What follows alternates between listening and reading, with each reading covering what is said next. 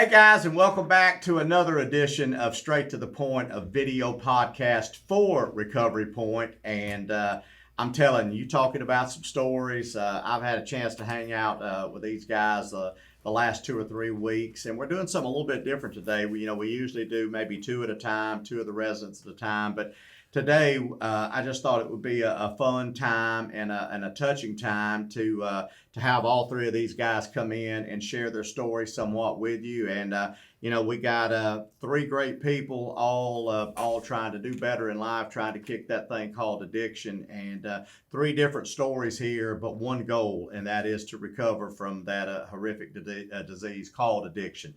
And man, first of all, I want to say, Chris, thank you for coming, buddy. Chris, thank you for coming. Thank you. Damien, fist bump there, buddy. I want to start with Damien over there because I haven't had a lot of time to spend with him. Now, I ain't around him as much as these other guys are, so he may be a man of few words or a man of many words. But let me tell you what I've learned about you from being at Recovery Point now, and going in there every day. And we don't talk a whole lot. You know, you're busy. Everybody's busy doing their programs. But when I saw how people look at you, and when I saw what people think of you, I was driving in today and I thought every football team has a captain. Every somebody that's flying an airplane, there's usually not 2 captains. There's one, and then there's a co-captain. And from what I've gathered, and maybe y'all can chime in on this as well, Chris, is, man, you talking about somebody that's well respected in that building. You are. It did my heart really good. A few weeks ago, they were voting on something, or I forgot what we were in, or doing something, and it was like your name come up every time. It's kind of like you kind of captain the ship around there as a resident. Does that, how's it, first of all, feel like there's any truth to that? And second of all, how does that make you feel, man? Well, the truth about it is, I don't look at it as like, I just do my part. Lead by example? That's what they told us the goal of it was. I'm supposed to be an example for the ones that come in after me. Like, people come in there, especially like how I did. When I first come in, like, I didn't know how the show was run. Yeah. We're a bunch of criminals in the building together, so if you want somebody to do good, you have to do good yourself. Sure, absolutely. If you come in there and you're acting a fool and you don't give no respect to anybody around, and the next person that comes in after you, they're going to do the same thing because that's what they saw. Yeah, and then you're not going to get any respect either. Absolutely not. To get respect, you got to give it. Absolutely. Well, man, I'm telling you, it really did my heart good to see. I even told Joe, I call him the mayor around there. Joe, I said, man, that dude is doing something right. And when we were talking, and Chris, I'll get to y'all in just a minute, but when Damien and I were talking just a minute ago, I said, man, how long have you been in? And he said 6 months. And I said, how long are you going to stay? And he said, ever how long it takes. Man, what a great attitude, man. It put chill bumps on my arms to hear somebody sincerely say whatever it takes, because a lot of times, and you guys, we were talking about this earlier, a lot of times you hear through the grapevine, or you hear a little bird chirping in your ear when nobody thinks you're listening. You'll hear people say, hey, sooner the better. Sooner I'm out of here, the better. Shouldn't be in here to start with. Should have never, Judge told me I had to come or I wouldn't be here. Those are the ones you worry about, if they're not, getting full of the program, and it's scary. But so, Damien, tell us a little bit about what got you to Recovery Point. How'd you end up here? Well, what brought me here was a little thing. The book talks about the gift of desperation. Yeah. My whole life, really all I've ever known is depression, misery, and drugs. Every time I started feeling bad or anything like that, I got introduced to how to make yourself feel better at a young age. Right. Instead of dealing with these emotions and dealing with problems as men should, or as a normal person should. Sure, absolutely. I got taught how to suppress them really fast. So every time. What did it start with? Do you remember? How old were you, and what did it start with? It all started out when I was 8 years old. Me and my cousin was hanging out at his house, and Yeah, we had real alcoholics around us 24/7. Right. Yeah, but I never really had a taste for beer or liquor or anything like that. Well, one day he decides that we're going to sneak into his mom's little stash and drink some Fireball. Gotcha. Well, at this point in time, we had started stealing cigarettes. And he pulls that Fireball out. We take a shot of it. I don't really like liquor, so Right. I was done with that. And he says, well, you want to smoke a cigarette? I was like, yeah, of course. Well, come to find out, cigarettes are supposed to have filters on the end. Right. Yeah, this wasn't the right kind. Well, it was the right kind. Oh, yeah. At that time. Yeah. At that point in Yeah. time. Well, it didn't taste like a usual cigarette. Sure. It tasted good. Yeah.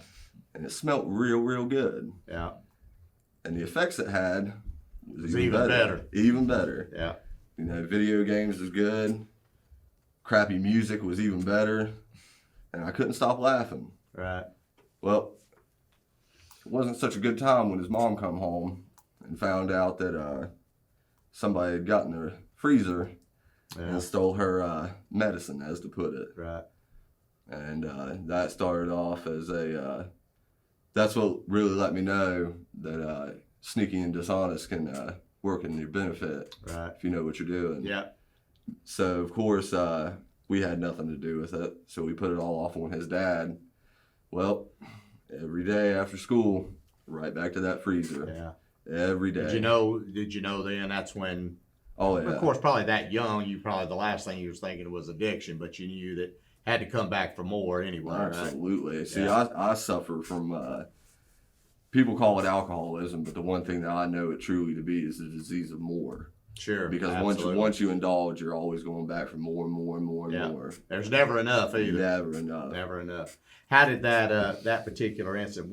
How did it transpire to the next big thing? Did it stay that with the marijuana and so forth for a while, and then get bigger, or what happened there, real quick? Well, when I was born with epilepsy and ADHD.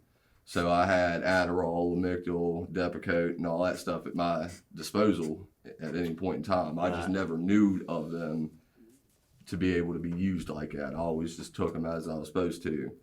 Well, whenever my cousin told me that if you snort Adderall, it can do something for you, it transpired into snorting Adderall and a little bit of adventure with pills, but that's not really what all I was interested in. I like to just get high. Right. Well, smoking weed, getting high. Sure.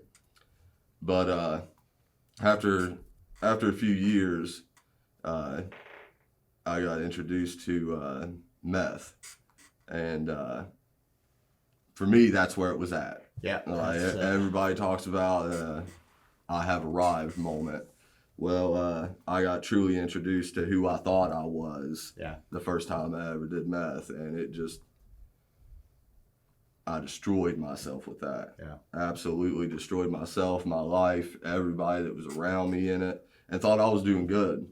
Oh, and got nothing done. Yeah. Chris and I were talking about that, a couple of days ago, that, you feel like I'm getting this done, I'm getting this done, I'm getting this done. I got so much energy, I'm going. And then you turn around and look back a couple of days later, you ain't got nothing done. Except destroying, one, your soul, the guilt that comes with it, or it did for me, and I always tell people, I never came to after being on a 3 or 4 day binge and went, boy, I got a lot done. I feel good about myself. I got some walls painted. Lord have mercy. Boy, that was great. It never happened.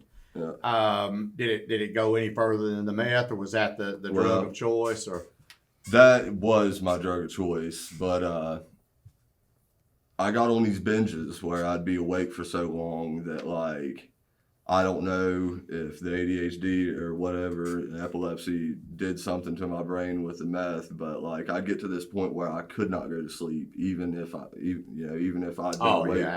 been awake for 16 days. Yeah, my brain would be tired. Yeah, and I'd go in and out, but I'd still be awake the entire time. Yeah. So a friend of mine, oh yeah, good friend. Yeah, real good friend, introduced me to something that would put me to sleep. A little thing we like to call heroin. Right. And it worked. Oh yeah, It worked. it has a track record. Absolutely, Yeah. but I didn't trade one for another. I just decided both Do of it them. all. Yeah, absolutely. Works. I can stay up for a week and then Absolutely. sleep for a week. Yeah, I'm working so hard, like you said, getting nothing done. Right. But when I'm done, not getting nothing done, and I want to go to sleep, like it's time. Hold that train of thought. Remember that, because we're going to come back to that, because that's a good point that you made, especially the point about when I get tired of getting nothing done. It's really that's not the way it should be. You think you're getting it done, but no task. In my experience, no task was ever finished ever.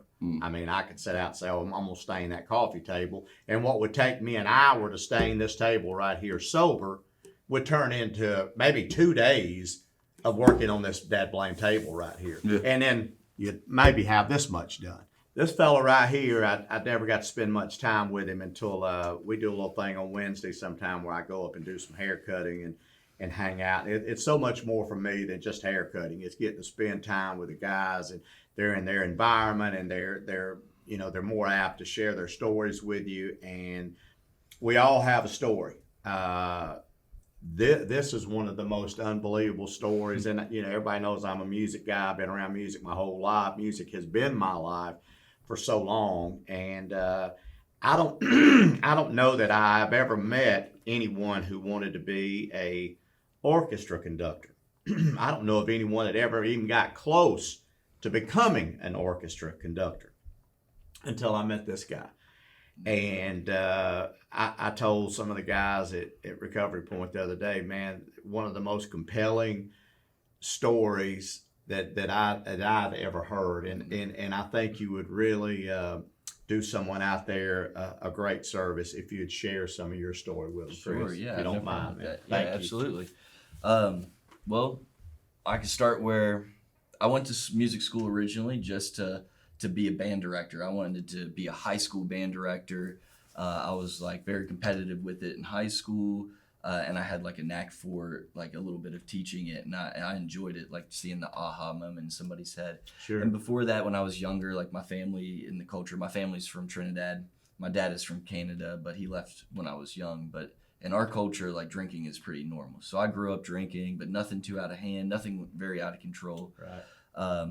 But so in music school, I met a teacher who had been to different competitions for orchestral conducting, and we didn't have an orchestra at school yet. And he started putting an orchestra together, and he started an orchestra conducting class, and I fell in love with all of it. Like, there's a lot more to conducting than just doing like the hand gestures. Oh yeah, or there's anything more like to it than that. There's a isn't there? lot to it, yeah. Sure. But I really like the school of thought, the philosophy that it came from. That like you can represent different emotions or types of sound with your body language, and that you don't have to use your voice as much to explain what you want from the orchestra. That you can do it with your gestures. Sure. And I loved it so much, and like he saw something in me that I didn't see in myself, and he asked me if I wanted to be assistant conductor in the orchestra that he was starting up right there.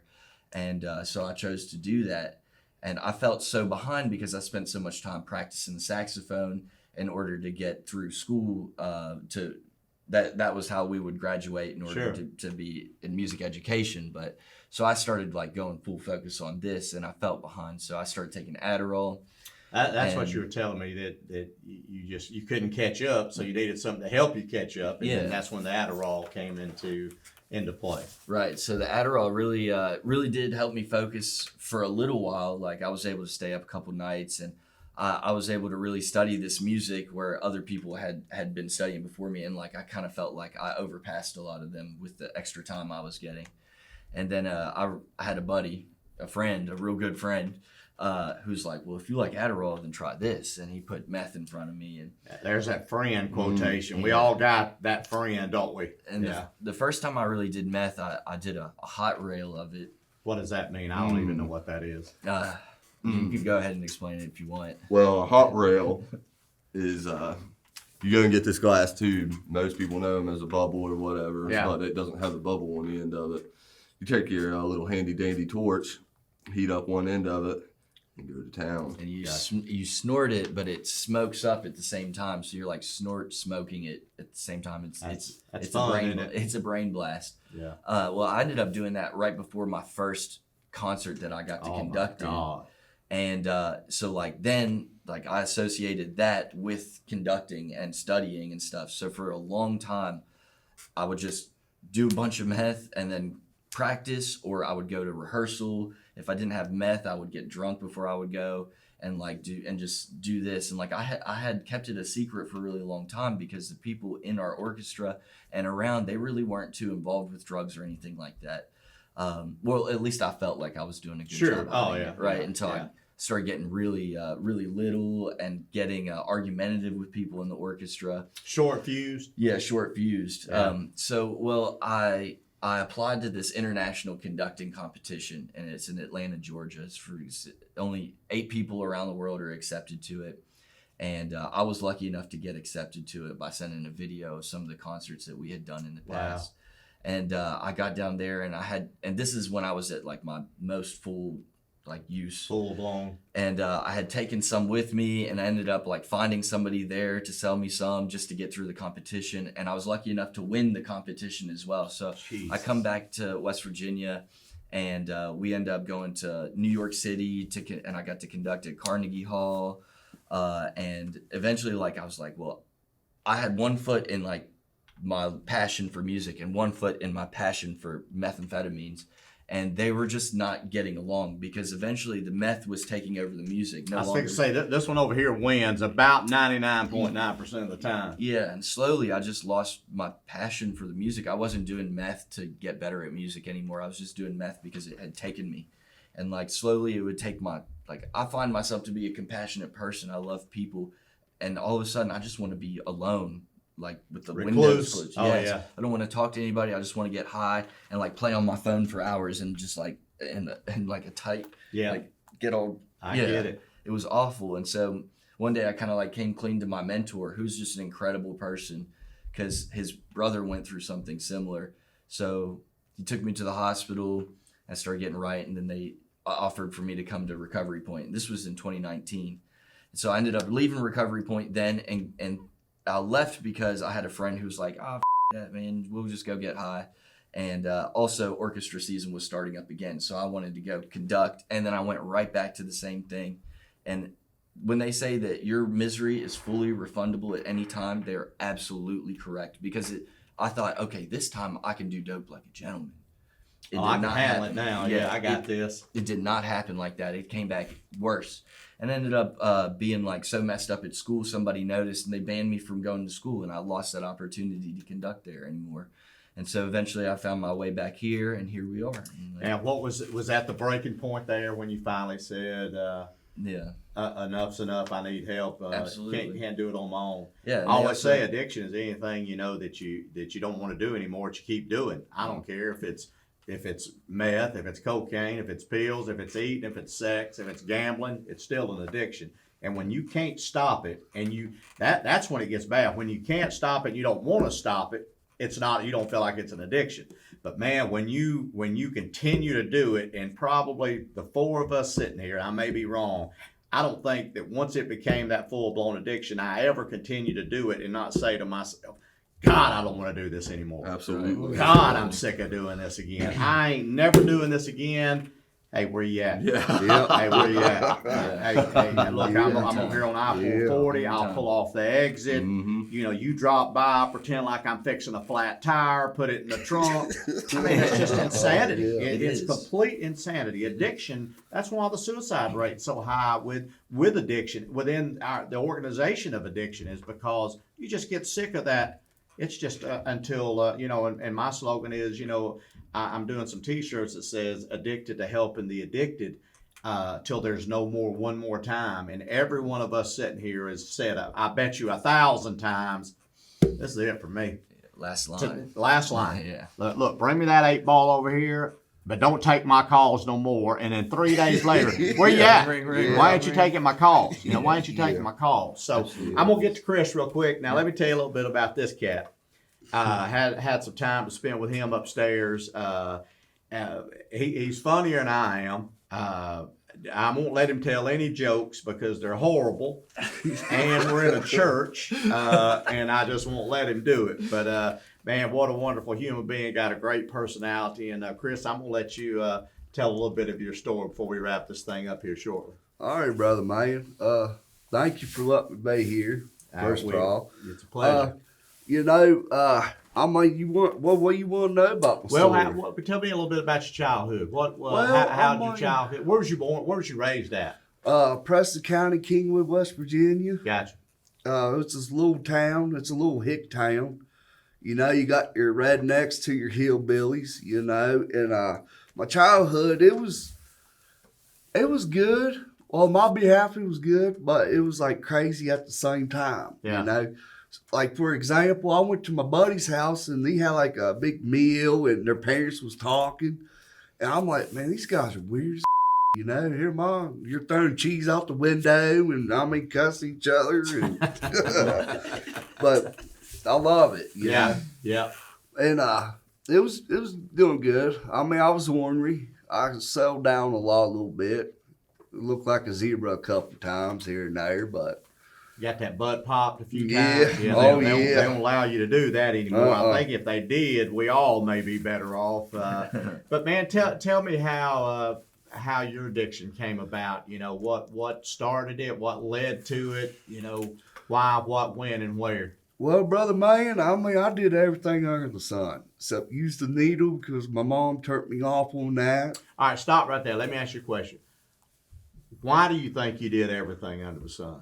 What were, like Damien was saying, trying to, hide the depression, trying to maybe fit in, or everybody that's pretty much said here at some point said, man, I wasn't a part of the in crowd. You were talking about being around highfalutin people and they look down on addicts and people like us, So what led you to that? Well, depression and just feeling that you're like the outcast, you know? I mean, everything I touch is just like, I'm like, it'll go good until all once it's like cancer. It just falls apart. Right. And so you just turned to, did it start with alcohol? Did it start with Well, marijuana? What? Well, I mean, I didn't drink. My dad was an alcoholic, so it turned me off from that. But I smoked weed and it felt good until I started playing football and I started getting these, pains and aches. So I turned to opiates. Right. I did every opiate under the sun. Well, back then, before they knocked that law out for the oxys, you had them OCs where you could snore them, not the OPs. And that went downhill. So, I mean, I turned to I did heroin, I did methadone, Dilaudid, to perks, to hydros, and anybody that can do oxycontins. I've only did one in my life. I've told this story before on these video podcasts, but a guy gave me one for a toothache one time, and it ruined my life for the next 24 hours. I mean, I just took it, drank water, and thought, okay, my tooth's got to feel better at some point. Why, I've never in my life. I can't imagine. And I hear people, I do 20 a day. I do 16 a day. I chop it up, snort it, shoot it, whatever. I can't even fathom.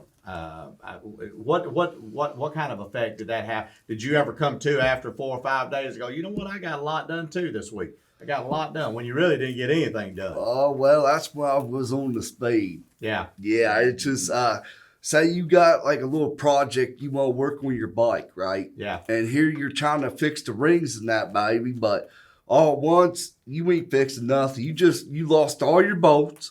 Yeah.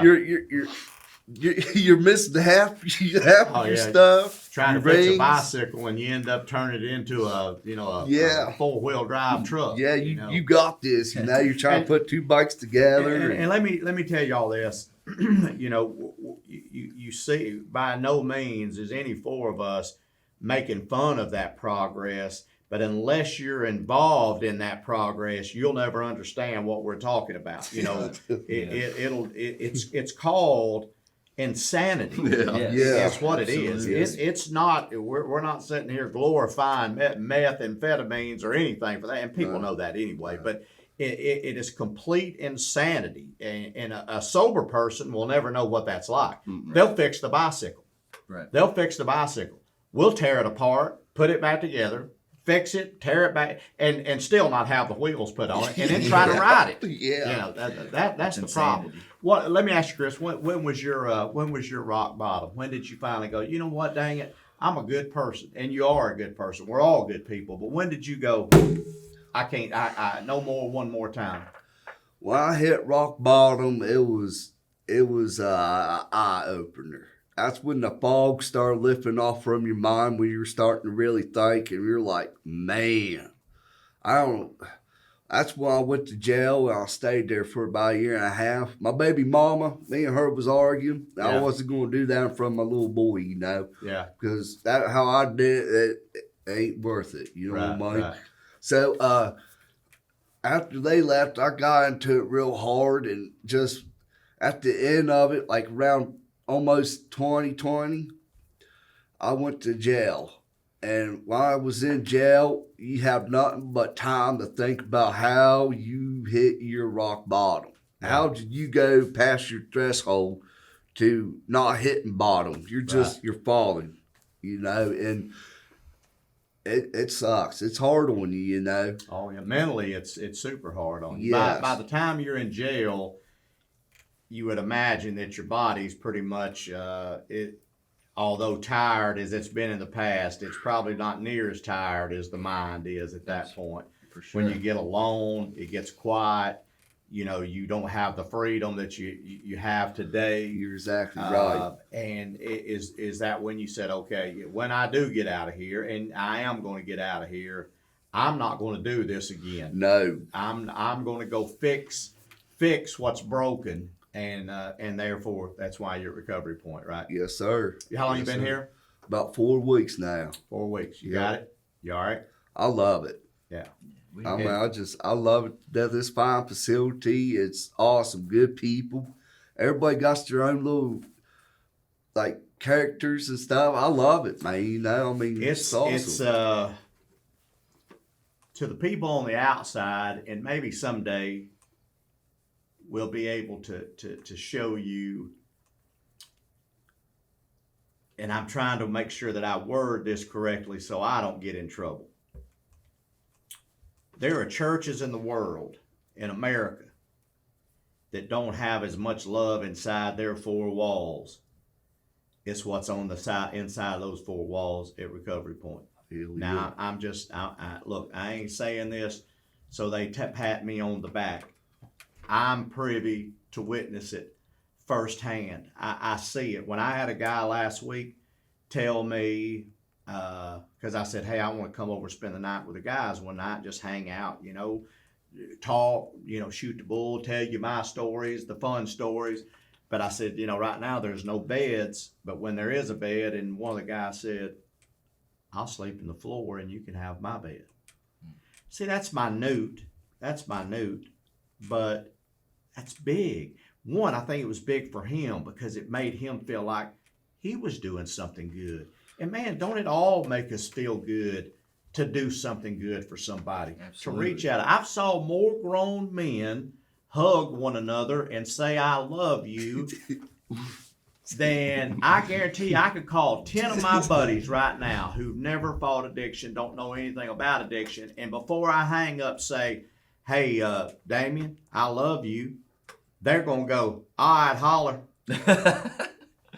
Yeah. Men don't do it. Right. Very few men will go, hey, Damien, I love you. And Damien says, hey, Cleet, love you too.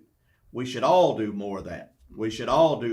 Because it's really the only thing, when you're at your lowest, this man right here, and I'm sure we're dealing with depression as we all do, and I'm sure you still do to some degree. You have to. I mean, it just don't ever completely go away. Mine hasn't always just went away. But to have somebody like, say, Chris come up and go, hey, I got you. I know what you're going through. Mm-hmm. If you need me, I'm 4 beds down. Shake the cover, wake me up. I'll sit in the lobby with you. It's got to mean a lot. I know it does to me for sure. Agree? Absolutely. Oh, yeah. For sure, man. Like she was saying right there, I like to add a little bit what she was saying there. Go right ahead. You know, I mean, we're all in that together. You know, our stories are different, but at the end of the day, we're in this boat trying to plug up them holes from drowning. Yeah. You know, Amen. and we're like, it's like a brotherhood, like beyond any kind of other brotherhood. Sometimes we are with each other, but at the Sure. end of the day, when it boils down to it, we're like a steel rod trying to hold up the building. Well, there ain't no trying. We're holding up the building. Absolutely. You know, none of us is going to fall.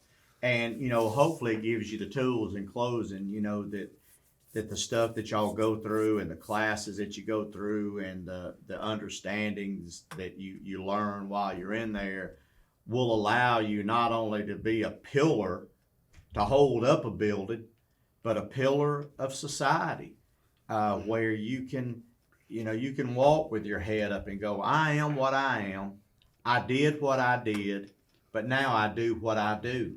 And that's to try to walk a clean and sober path and be a light to somebody else, man. You know, we can't save them all.